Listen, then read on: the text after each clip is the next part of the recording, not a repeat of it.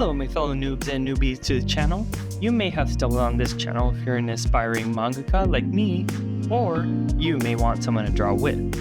Thank you for following me so far, and if you're new to the channel, welcome. Today, I'm starting my first in-depth creature drawing, and to map it out, I'm using some perspective and creating the skeletal structure of this monster. Let's form it together and see what I've learned from today's experience. That way, you can learn from my mistakes. Now, if you are not familiar with perspective is a technique that is used by artists so that way we can imagine how a certain scene is going to look. So perspective is like a guideline to follow so that it almost guarantees the angle in which you want your creature to pose, at least for the audience.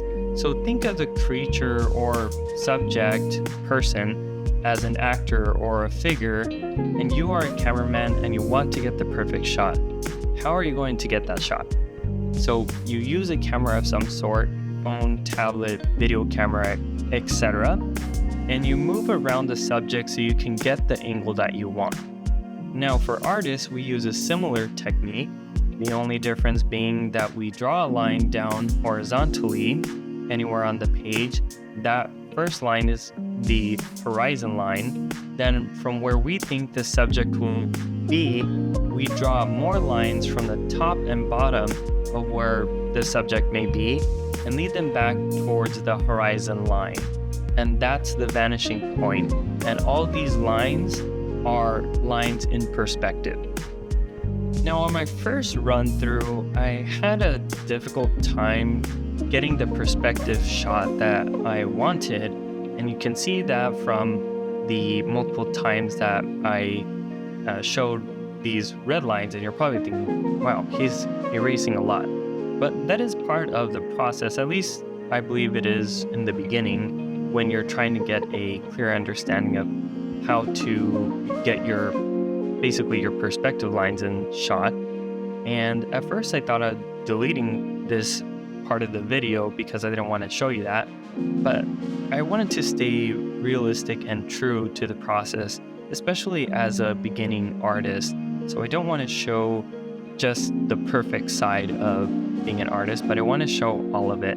So what I learned is that going over those lines takes time, and it's better to take the time necessary so that way your brain can develop those exercises, and that way it becomes easier for us in the long run to create those perspective guidelines and further enhance our drawings.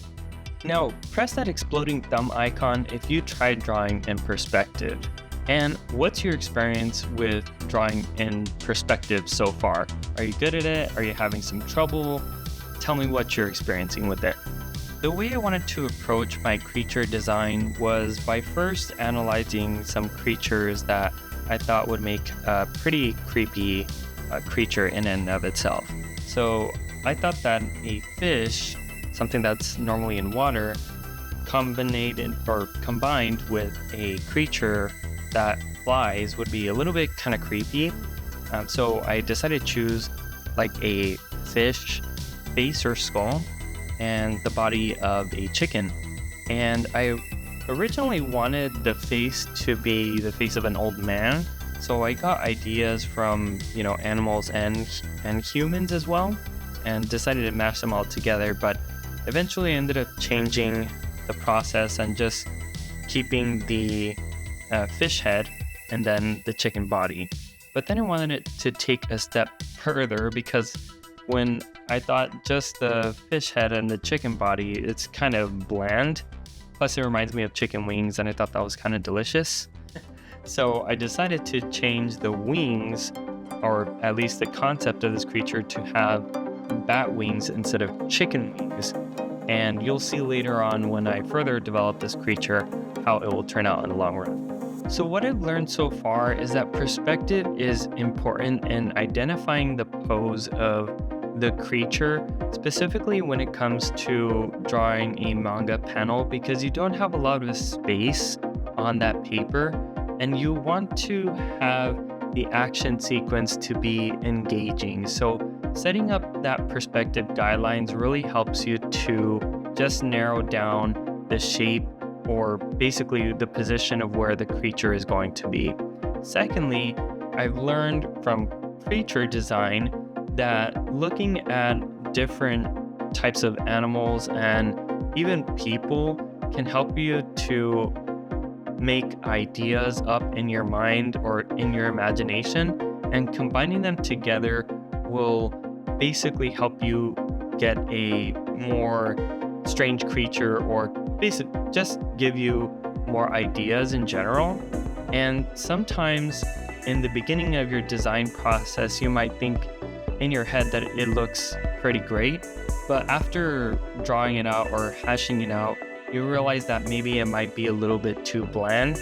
So it's okay for changes to be made a little bit, after you start sketching. Maybe you don't want to change it halfway through when you're already inking the creature, but maybe in your initial phase when you're sketching it, that's when you want to do those changes because that's the safest time to do so.